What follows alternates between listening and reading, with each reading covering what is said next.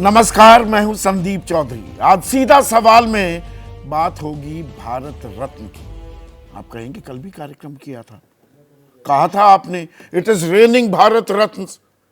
बरसात सी एक आ गई है। एक ही साल में, इसी साल में 2024 में 5 शख्सियतों को भारत रत्न सम्मान से नवाजा गया।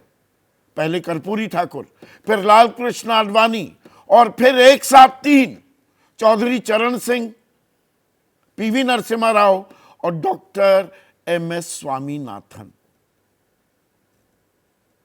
4 साल से कोई भारत रत्न नहीं दिया गया था।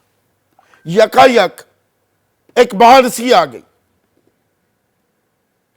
अब मैं ये कतई नहीं कह रहा हूं कि ये जो 5 को भारत रत्न से सम्मानित किया गया है वो डिजर्विंग नहीं थे, बिल्कुल डिजर्विंग थे। अब कर्पूरी ठाकुर कभी 78 में जो फॉर्मूला लेकर आए थे, आज भी उस फॉर्मूले को इंप्लीमेंट करने, अमल करने की एक सियासी होड़ लगी हुई है। चौधरी चरण सिंह, उनका देहांत हो गया था 1986 में। हरित क्रांति 60 के दशक में लेकर आए थे। डॉक्टर एमएस स्वामीनाथन 2008 में अपनी रिपोर्ट भी दे दी थी कि मेहनत की माकूल कीमत मिले।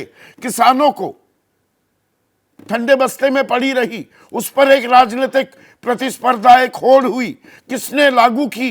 पर दरअसल जो असल सिफारिश थी कि मेहनत की माकूल कीमत मिले, एमएसपी दी जाए, किसानों को अमली जामा पहनाया जाए और एमएसपी का फॉर्मूला भी C2+50 हो, वो अभी भी हाशिए पर पड़ा है। पर जी हां, सम्मानित किया गया, ये अच्छी बात है। पर जनता जनार्दन इसे लेकर क्या सोचती है, वो भी बहुत अहम हो जाता है। तो इसीलिए हमने एबीपी न्यूज और सी वोटर सर्वे ने एक त्वरित सर्वे किया। पिछले 24 घंटे का है ये। 1352 लोगों से राय ली गई। सर्वे में जो मार्जिन ऑफ एरर है वो ±3 to 5% है, जो हमेशा होता है। ये सर्वे की नौबत क्यों आई? भाई, जिसने अच्छा काम किया सम्मानित किया जाना चाहिए। देर से ही सही, देर आयत दुरुस्त आयत। पर राजनीति में वो कहते हैं ना कि टाइमिंग इज ऑफ एसेंस। किस वक्त क्या किया जा रहा है, क्यों किया जा रहा है, वो समझना और उसका विश्लेषण करना भी जरूरी हो जाता है। सिर्फ सम्मान दिया जा रहा है या चुनावी अभियान भी चलाया जा रहा है, और इसमें जन कल्याण, आपका और मेरा हित, वो कितना साधा जाएगा।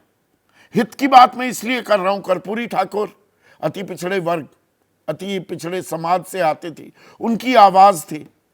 क्या उनका सशक्तिकरण होगा? वो तो जातिगत जनगणना की बात करते थे। वो तो आबादी जितनी जितनी आपकी हिस्सेदारी है उतनी भागीदारी की भी बात करते थे। PV Narasimha Rao second generation reforms लेकर आए। रिफॉर्म, परफॉर्म, ट्रांसफॉर्म, ये आज की सरकार का मूल मंत्र तो है, लेकिन 3rd जनरेशन रिफॉर्म्स आएंगे क्या? चौधरी चरण सिंह 36 बिरादरियों की वकालत करते थे, पर समाज में आज क्या तनाव बढ़ गया है और किसान का कल्याण हो जाएगा एमएस स्वामीनाथन को सम्मान देने के चलते, ये देखने वाली बात है। और सम्मान में आज दरअसल अपमान शब्द भी जुड़ गया। ये एंटोनिम्स तो हैं ही। आज देश के उपराष्ट्रपति और राज्यसभा के सभापति जगदीप धनखड़ ने, कांग्रेस के राष्ट्रीय अध्यक्ष हैं, नेता प्रतिपक्ष भी हैं लोग राज्यसभा में, उनसे कहा कि वो चौधरी चरण सिंह का अपमान बर्दाश्त नहीं करेंगे। मतलब अब ये कहा जा रहा है कि भारत रत्न कांग्रेस ने नहीं दिया तो अपमान किया चौधरी चरण सिंह का। सरकार के 10वें साल का अंतिम पड़ाव आ गया, अब देकर सम्मान हो गया। अपमान शब्द आजकल बहुत इस्तेमाल हो रहा है, जगदीप धनखड़ ने भी किया, उनकी मिमिक्री कर दी थी, तो उन्होंने, भाई उपराष्ट्रपति हैं, सभापति हैं, पद के अपमान की बात तक बात रहती, सीमित रहती तो ठीक थी। उन्होंने कहा नहीं, किसान का भी और जाटों का अपमान कर दिया है, तो वही नैरेटिव फिर से आता दिखा।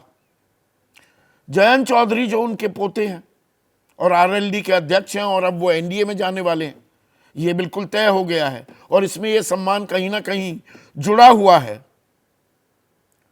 तो उन्होंने भी कहा कि कांग्रेस द्वारा सदन में चरण सिंह के प्रति किए जा रहे अपमान से वो स्तब्ध हैं, अचरज में है कि इसमें राजनीति नहीं होनी चाहिए। स्तब्ध तो जयंत चौधरी तब भी थे जब 378 दिन किसान आंदोलन चला, 750 किसानों की मौत हो गई, अलग अलग संज्ञाओं से उन्हें नवाजा गया। ये बात मैं कल कह चुका हूं तो दोहराऊंगा नहीं। और खुद दौड़े दौड़े भागे भागे फिर रहे थे हाथरस में टोल प्लाजा पर, गाड़ी रोक ली गई थी, पुलिस डंडे लेकर पीछा कर रही थी, तब भी वो स्तब्ध थे। जगदीप धनखड़ के अपमान के बारे में जयंत चौधरी का वो बयान भी वायरल हुआ था कि अरे जाटों का अपमान हो गया, जाटों को पता ही नहीं लगा, ये जयंत चौधरी ने बोला था। पर राजनीति में एक रात में ही क्या कुछ बदलता है और विचारधाराएं कैसे बदल जाती हैं और गठबंधन कैसे बदल जाते हैं, ये भी एक खास बात है राजनीति की। पर इसमें एक बड़ा पर ये है, जब मैंने टाइमिंग की बात की, क्या बीजेपी सारे बॉक्सेस को राइट टिक कर रही है? कोई कोना, लेश मात्र, 1 इंच जगह क्या वो विपक्ष को देने को तैयार नहीं है? 400 का टारगेट रखा है तो पूरी एड़ी चोटी का जोर लगा दिया जाएगा उसे हासिल करने के लिए। इसलिए doctor M S Swaminathan Tamil Nadu से आते हैं, पीवी नरसिम्हा राव तेलुगु अस्मिता, वो तेलंगाना और आंध्रा दोनों में क्या काम करेगी? 42 सीटें हैं, 39 सीटें तमिलनाडु में हैं, एक जोड़ दे पुडुचेरी की तो 40 वहां हो जाती हैं। और राजनीतिक प्रतिद्वंदियों को भी भारत रत्न से नवाजकर क्या एक नई नजीर भी पेश कर रही है बीजेपी। कांग्रेस के जमाने में कांग्रेस के खासम खासों को ही मिलता था भारत रत्न, यह भी एक कड़वी हकीकत है। बाबा साहिब भीमराव अंबेडकर, सरदार पटेल 90 में जाकर मिला बाबा साहिब भीमराव अंबेडकर को, सरदार पटेल को नहीं दिया गया। उनके जीते जी, उनके मरने के 40 साल बाद, उनके स्वर्गवास के, उनको भारत रत्न दिया गया था। पीवी नरसिम्हा राव का तो कभी जिक्र ही नहीं हुआ। कांग्रेस मुख्य अपने प्रधानमंत्रियों की फेहरिस्त गिनवाती है, पीवी नरसिम्हा राव को कहीं ना कहीं हाशिए पर धकेल देती है। अंतिम संस्कार के लिए 24 अकबर रोड के उनके मुख्यालय के दरवाजे बंद कर दिए गए, पार्थिव शरीर वहां तक आ भी नहीं पाया। तो इन्हीं बातों को लेकर आज हमने जनता से कुछ सवाल पूछे हैं। खाका क्या है, बड़ा सवाल क्या है, वो आपके सामने। भारत रत्न सम्मान या चुनावी अभियान, और इसी के इर्द गिर्द हमने कुछ सवाल पूछे। और उन सवालों में पहला सवाल, इस साल 5 हस्तियों को भारत रत्न देने के फैसले को आप कैसे देखते हैं? यह पहला सवाल अभी मैं ले रहा हूं। मोदी का मास्टर स्ट्रोक 41%, जनता पर असर नहीं 17% कह रहे हैं। अवार्ड का सियासी इस्तेमाल ये 30%, और कह नहीं सकते ये 12%। जैसे ही घड़ी का काटा दोपहर 2:30 पे आए, बबीता जी का दिल सास बहू साजिश के लिए मचल जाए। और ये है इनकी बहू, पूरे दिन ऑफिस की टेंशन हो जाए गॉन जब ये करें अपना फेवरेट शो फ्री टाइम पे ऑन।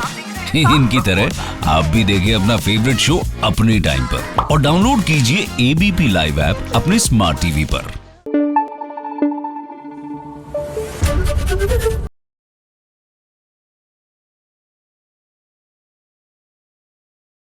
के आगे